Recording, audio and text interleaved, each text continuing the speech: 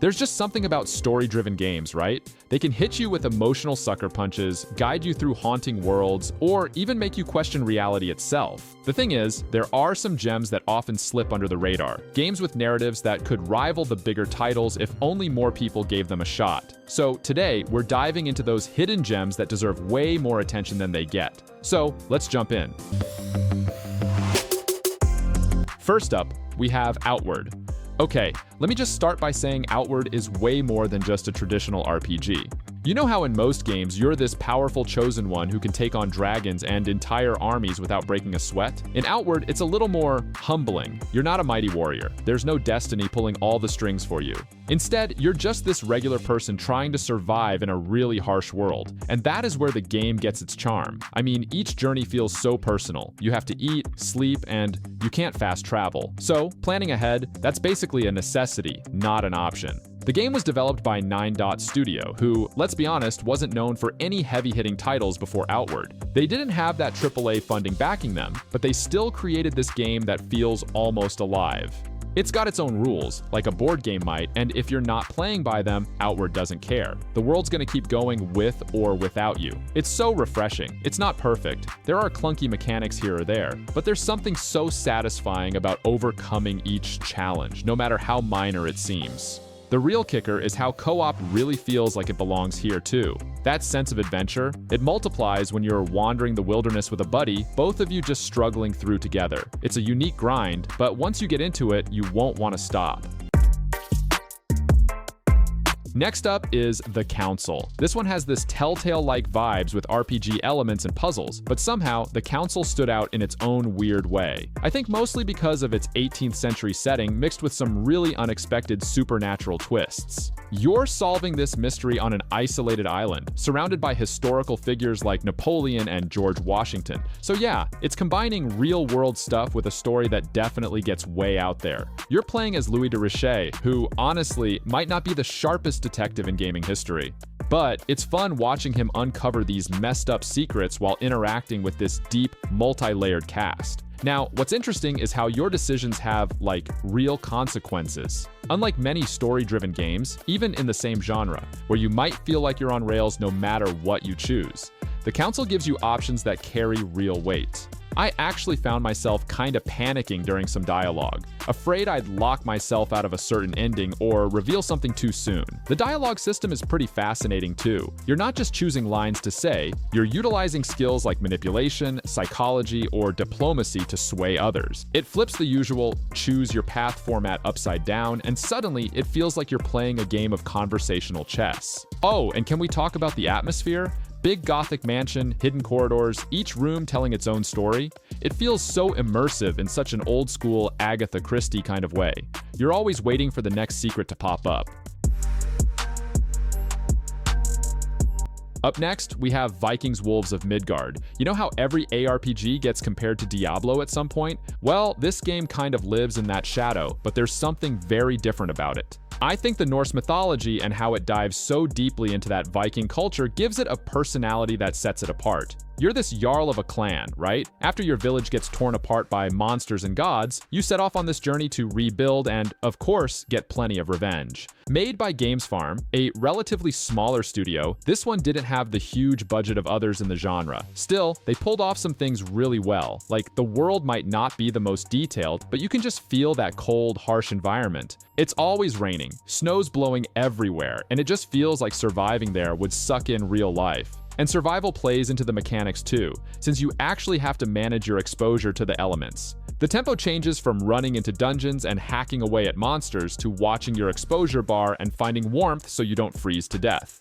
Now, I'll say the combat isn't reinventing the wheel or anything. It's very familiar to anyone who's played an action RPG, but the way it meshes with Norse mythology feels right. You level up, customize your weapons, and the God Favor system gives you a lot of incentives to try new builds. Also, some of the boss fights are great. Even if it's not perfect, Wolves of Midgard has a vibe that's worth dipping into, especially if you like mythological settings with a bit more grit to them. Next up is Enslaved Odyssey to the West. This one came out back in 2010, but I feel like it never got the love it deserved. Weirdly enough, it's inspired by the ancient Chinese novel Journey to the West, but they pop it into this far-off post-apocalyptic setting. It's got these lush, overgrown urban ruins and rusty robots roaming everywhere. And honestly, the world building is chef's kiss. That blend of ancient mythology and future tech, I'm still surprised this wasn't bigger. You play as Monkey, a rugged scavenger-type dude, and you're paired up with Trip, a hacker who enslaves you with this headband to ensure you help her escape. The dynamic between the two of them? Some of the best character development I've seen in a game from that era. There's this sense of mutual distrust at first, but it evolves into something not romantic necessarily, but deep.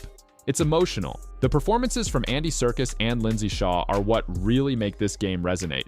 Serkis especially nails Monkey's vulnerability behind all that tough guy exterior. One scene that keeps sticking with me is the one where they're in the crashed plane. The desperation's so tangible, and I remember thinking, this is way more cinematic than most games at that time. The combat isn't super complex, mostly simple melee attacks mixed with some platforming, but it works because it's all about the journey. The game's heart lies in watching these two develop and fight their way through this beautifully broken world. Ninja Theory always knew how to combine storytelling with gameplay, and Enslaved might just be one of their most underrated gems. Up next is Ghost of a Tale. Sometimes a game just surprises you in the best way, and Ghost of a Tale is one of those gems. Like, you're a mouse. Tylo, this tiny, adorable minstrel, navigating his way through medieval dungeons and castles. But here's the catch. You're completely outmatched by everything around you. In most games, rodents like Tylo are at best sidekicks, if anything.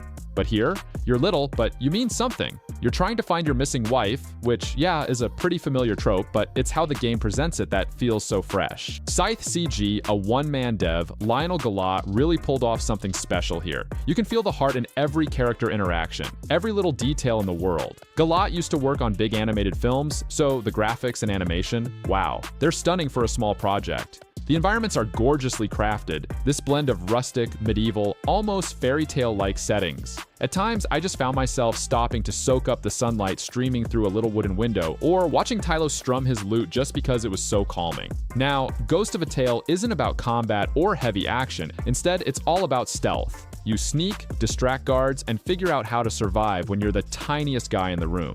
And there's so much charm stuffed into the world. From the cranky rats with their own agendas to the wandering spiders lurking in the shadows. One of my favorite moments when Tylo dons this ridiculously cute disguise to sneak through a camp. It's both nerve-wracking and adorable. That's Ghost of a Tale for you, a mix of tension and heartwarming whimsy at every turn.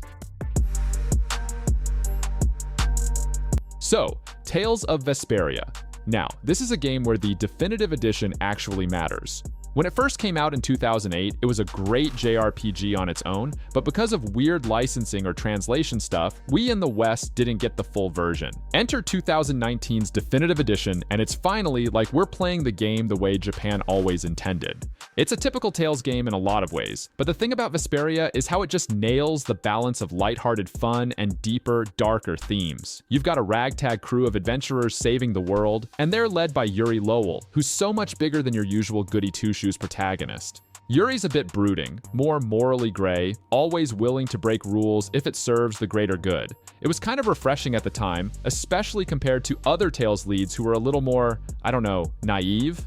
The real hook for me is the combat. Classic Tales of style, meaning it's all action-packed with real-time battles, swinging your sword, casting spells, and chaining together combos with the smoothness of an action game.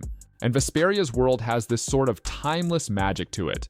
There's a pacing to the story that rewards players who invest time into exploring, talking to NPCs, and delving into the side quests. And honestly, you get attached to these characters. Rapide, the smoking dog, is such a standout character design choice that I still smile whenever he shows up on screen. I remember one late game scene where you confront a former friend turned antagonist, and it drew so much tension. It hits hard because of the groundwork laid throughout the game. Those story payoffs are what makes Vesperia linger in your mind long after the journey ends.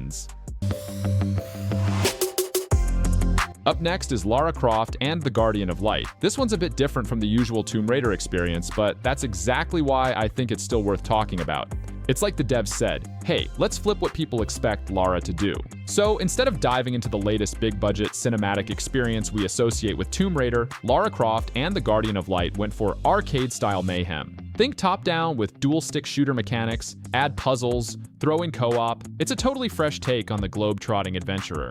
One standout thing for me here is just how well it works in co-op. There's this really nice synergy between Lara and the second character, Totek, a Mayan warrior who's both helpful and kinda hilarious. You literally have to work together to solve puzzles that require teamwork. Like, Totek throws spears that Lara can use to climb walls, while Totek uses Lara's grapple line to swing across gaps. It's one of those games where playing solo is fun, but the magic happens when you're with a friend, and there's no better feeling than solving a tricky puzzle after failing a few times together. The tricksy puzzle section in the Poisoned Tomb. It's one of those moments that really clicks when you figure out the timing and coordination needed. You'll either high-five or virtually high-five, or get into a full-blown argument while you're trying to survive, which kind of adds to the charm. It's not trying to give you some super heavy emotional weight like the newer Tomb Raider reboots, but instead, it's just fun. Fast, cooperative, puzzle-solving kind of fun that lets you see Lara in a bit of a different light. Next on the list, we have Heaven's Vault. Okay, so Heaven's Vault is one of those games where you really have to slow down and think. It's definitely not for everyone, but if you're into archaeology, ancient history, or just figuring out long-lost languages, this game will absolutely grip you. You play as Aliyah, this archaeologist with a sharp edge to her, as she roams the nebula uncovering clues of a lost civilization. It's all about piecing together this ancient language, and it's not the kind of thing where the game holds your hand, which, honestly, I love. The dev team, Inkle Studios, is best known for their narrative-heavy stuff, like 80 Days and A Highland Song, but Heaven's Vault feels like a different beast entirely. The whole point here isn't action or combat, it's about translation. You find these ancient glyphs scattered across ruins, artifacts everywhere, and you've got to use your intuition and context clues to figure out what they mean. It's like slowly unraveling this mystery, syllable by syllable. One thing that will keep you coming back is how open-ended it all feels. There's no real right or wrong outcome in many situations, and your choices shape how you interpret history and culture. Do you strictly follow the facts, or do you allow your biases to influence the past you're uncovering? And the art style is just a gorgeous hand-painted world with this minimalist aesthetic that somehow works perfectly, giving you that feeling of awe and isolation as you float through the nebula. It doesn't scream loud action, but rather subtle intellectual stimulation. Up next is Blacktail. So there's something about Blacktail that just clicks with anyone who grew up reading dark fairy tales. Yaga, an outcast witch in the making? Honestly, that premise alone got me. The Slavic folklore influences, combined with the detailed world building, make it really feel like you're stepping into one of those old, scary bedtime stories, where the line between hero and villain is blurry as hell. It's the game's moral choices that sneakily become the highlight, though. You're constantly deciding whether to be the good old hero or lean into being this wicked sorceress, and it's not some superficial mechanic. Your decisions have this ripple effect, subtly changing how the world and NPCs react to you. It's like you're writing your own legend by dipping in and out of light and darkness. Surprisingly, for a game that doesn't have a huge AAA budget tack to it, the visuals stand out. Sure, not every texture is cutting edge, but the art design, those deep forests, towering trees under moody skies, have so much atmosphere and personality. You really feel like you're wandering through a cursed land. Oh, and the archery gameplay? Super satisfying. Kind of makes you wish more adventure games leaned into first-person bow combat like this. I always felt like morality in a game can sometimes feel tacked on, but here, every choice feels integrated into the fabric of the world. Maybe that's why it left an impression, because it's not just your story, it's this whole world responding to who you are. Next, we have State of Mind. So, dystopian futures in games usually go one of two ways. Either you're immediately in a firefight with robots, or you're solving puzzles like a sentient AI. State of Mind, though, gently pulls you somewhere in between, and it works. Set in 2048, it's part personal drama, part philosophical dive into what it means to be human in an increasingly mechanized world. Yeah, it can be slow burn sometimes, but that's kind of the charm. It takes its time to unpack what transhumanism might actually mean for society, both emotionally and ethically. Now, the art style here, it's minimal and polygonal, almost simplistic at first glance, but there's a deliberate reason for it. The character models feel somewhat removed from our reality on purpose, pushing you further into this near-future world where people are, themselves, feeling more and more disconnected with every upgrade. You're constantly flip-flopping between different realities, which just messes with your perception of what's real. It's surprisingly seamless. The developers at Daedalic Entertainment are known for their story-driven adventure games, stuff like The Pillars of the Earth. But here, they lean so much into atmosphere and narrative that it dominates everything else. And I mean in a good way. Even when you're not piecing together clues in the mystery, the conversations and state of mind leave you with more questions than answers. I appreciate that it's not heavy-handed with revelations, leaving a lot of room for you to interpret certain things on your own. You're never really sure if you're uncovering secrets or just tearing deeper into the facade of this digital world. Next up is the Fidelio Incident. Here's a game that just hits differently, you know? The Fidelio Incident drops you into the icy wilderness of Iceland, a place that's simultaneously beautiful and terrifying. It's a narrative-driven game, but you're not just reading through letters or tapping X for dialogue. No, the story unfolds as you physically struggle to survive the harsh landscape after a plane crash. It's all inspired by Beethoven's only opera, Fidelio, which adds this layer of history and art I wasn't expecting. You play as Stanley, searching for his wife, Leonore, amidst the blizzard. And while you think the game's about survival at first, it quickly spirals into something deeper, uncovering secrets about who Stanley really is and the things they've both been running from. The environmental storytelling is so strong here. The way the wind howls, how your character starts panicking when he can't find warmth, or the heartbeat sound when you're nearing death, it all makes you feel that desperate tension. The graphical fidelity isn't cutting edge, but that's not what the Fidelio Incident aims for. The atmosphere and the sound design are the real stars. There's this constant push and pull between hope of rescue and despair over the secrets unraveling between Stanley and Leonore. I'm a sucker for married couple dynamics in games, and the emotional stakes of their relationship kept me hooked. It's not a flashy, epic tale, but it's one that sticks with you long after the credits roll. Next on the list, we have The Occupation. Playing The Occupation is like stepping into a 1980s thriller. You've only got 4 hours, real time, to solve a politically charged mystery. You're a journalist, sifting through files, interviewing suspects, and sneaking around to uncover the truth behind a terrorist attack. The time limit here, it's an entire game changer. Your actions or lack thereof in those 4 hours determine everything. Instead of being spoon-fed the narrative, you have to work to find answers. It almost creates this sense of urgency that mirrors someone navigating through tight deadlines. There's no redo button either. If you miss clues or mess up an interrogation, that's it. The narrative shifts based on your decisions and discoveries. It's fascinating because choice really feels like it matters. It's not about deciding between good or bad, but about gathering enough information to piece together your own version of events. Made by White Paper Games, a smaller studio responsible for Ether 1, it's clear they've upped their storytelling game here. Where Ether 1 was a more linear, psychological journey, The Occupation feels like a whole new ball game.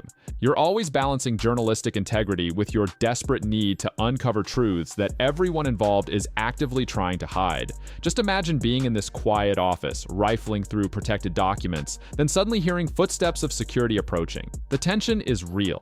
It's a game that rewards exploration, patience, and sometimes bold risks. Up next is Dreamfall Chapters. I can't talk about Dreamfall Chapters without at least mentioning how its roots go all the way back to the longest journey from the early 2000s, one of the best point-and-click adventures, period.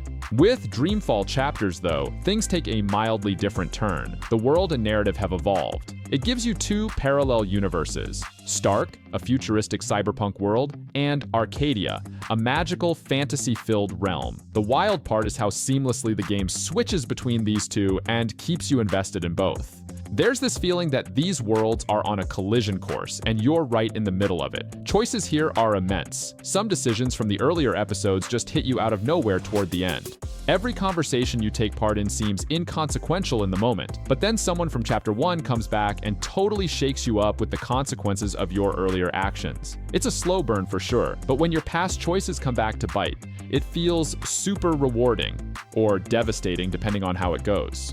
The characters are genuinely complex, and while the game isn't always the smoothest technically, you're here for the narrative. Red Thread Games, another indie studio, poured so much love into Dreamfall Chapters. It shows in the weight of each carefully built dialogue tree and the lush world building. Now, I'm not gonna lie, Some of the over-the-top dialogue is quirky enough to pull you out of the moment, but there's something endearing about it too. It feels like it's embracing the awkwardness of delving into these complex themes of identity and duality, while still being a grounded, intimate story.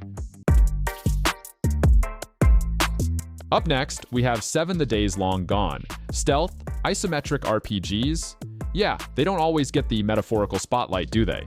This game tries to combine so many different gaming elements, and while that could be a mess in other hands, here it works somehow. This world, Vetral Empire, a dystopian post-apocalypse with cybernetic creatures and crime-ridden cities, has this gritty, almost punk rock feel. It's like on one hand, you're climbing over rooftops like a futuristic Robin Hood, stealing from the rich, and on the other, diving deep into lore-packed quests about betrayal and politics. Now, I gotta give a shout out to the verticality of the game.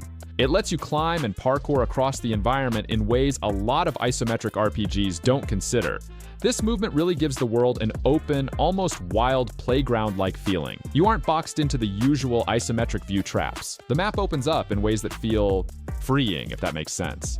The story is where 7 gets ambitious but grounded. Playing as Teriel, the thief unwittingly roped into working for the Empire, it's a tale of survival, rebellion, and deeply personal choices. Your decisions ripple across the game as factions respond to your actions. And while it doesn't rewrite the rulebook for RPG stories, there's a certain unpredictable quality to it that kept me on edge. There's just something satisfying about navigating that gray moral ground while picking locks or hacking into systems. A game with this much freedom doesn't always pull you emotionally, but 7 invites you to explore ethically, not by force, but with curiosity.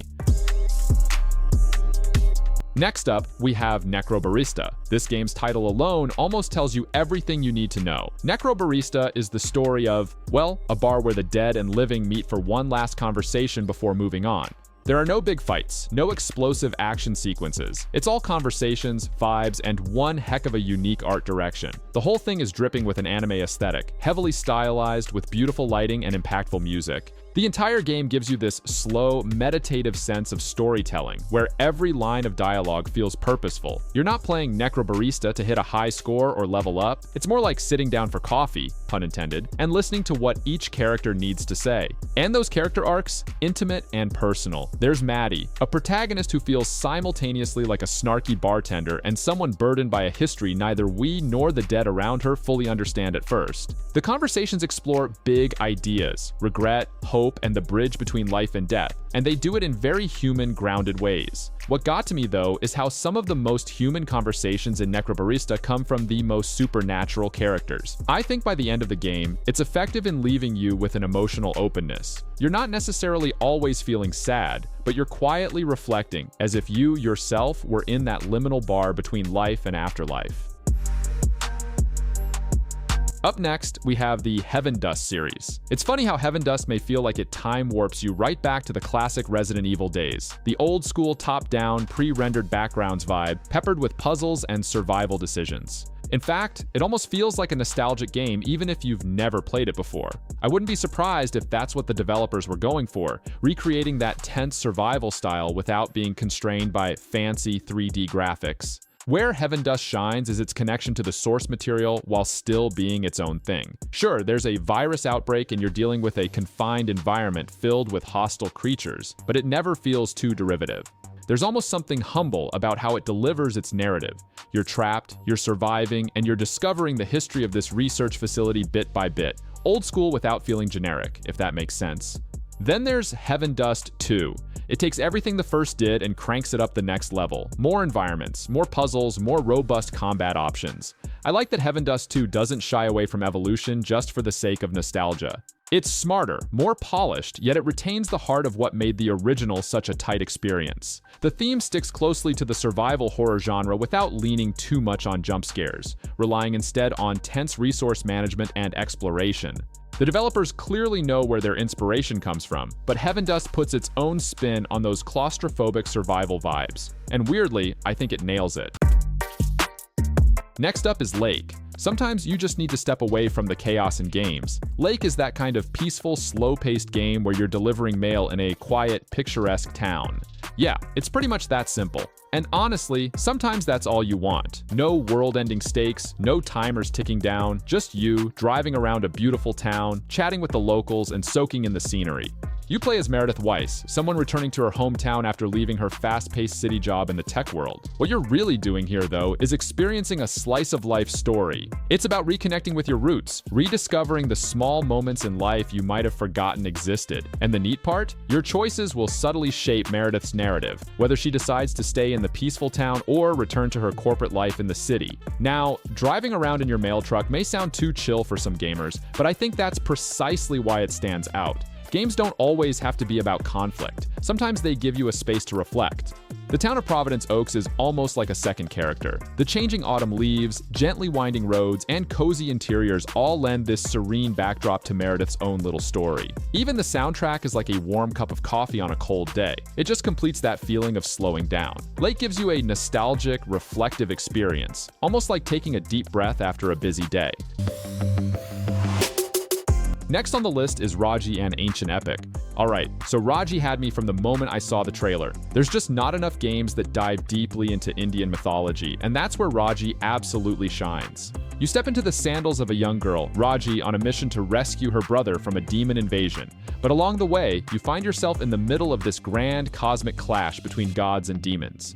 The art direction? Absolutely stunning. From temples to celestial realms, every locale feels like it was taken right out of an ancient painting. There's a handcrafted element to the entire game that just radiates authenticity. Each level is lovingly detailed with murals and architecture that directly reference Hindu mythology. It doesn't feel like window dressing either. This game deeply wants you to learn about the culture, subtly dropping bits of knowledge about gods like Vishnu and Durga through environmental storytelling. Combat-wise, you're gifted divine powers from the gods, and of course, a mighty trident. What's cool here is the fluidity of the combat. Raji's acrobatic skills allow you to flip off walls and integrate your environment dynamically into fights. It's not the hardest combat out there, but there's something charming about how it weaves together with the mythological elements. You're not just fighting for survival, it feels like you're part of this grand, god-filled epic.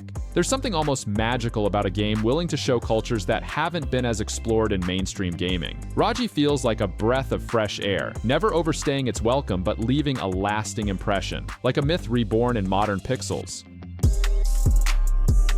Someday You'll Return is one of those games that sneaks up on you. At first glance, you think it's just another horror game set in the dark woods, but it's way more complex once you dig in.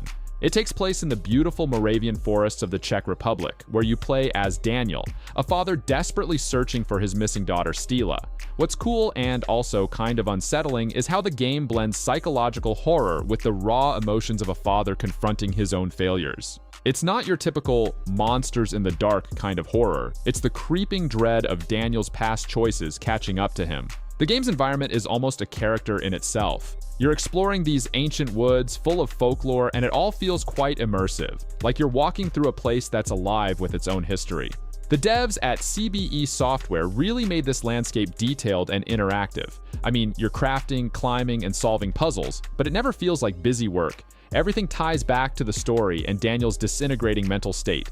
And honestly, the whole feeling of being isolated in nature with your thoughts as your only real companion, that hit me in a reflective kind of way. Where it truly shines, though, is the connection between its horror elements and the narrative. The unsettling imagery? It's not just there to spook you, it's symbolic. Yeah, there are some technical quirks, but the emotional weight of the story carries it. It feels like an introspective trip through the woods, both literally and metaphorically. And finally, we have Far Lone Sails. I'm someone who thrives on stories that use silence as a narrative tool, and Far Lone Sails doesn't need loud dialogue or fast-paced action to make a mark. It's quiet, it's minimalistic.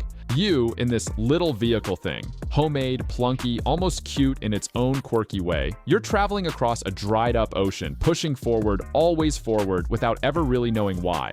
There's no big villain here, no grand quest that fills your journal pages. It's just you, your decrepit machine, and miles of post-apocalyptic wasteland. The beauty of Far is in the zen-like rhythm of the journey. You keep this little landship moving by solving minor mechanical problems, refueling it, managing sails, fixing engines, and dealing with environmental obstacles. There's a hypnotic quality to it, like you become one with the routine. Then, just when you get too comfortable, the game throws a wrench. Quite literally sometimes. You start feeling a strange connection to the vehicle as if it's a loyal companion. And that's where the emotional resonance creeps in. The quiet journey becomes subtly symbolic. You're moving forward through desolation, through obstacles, much like real-life persistence.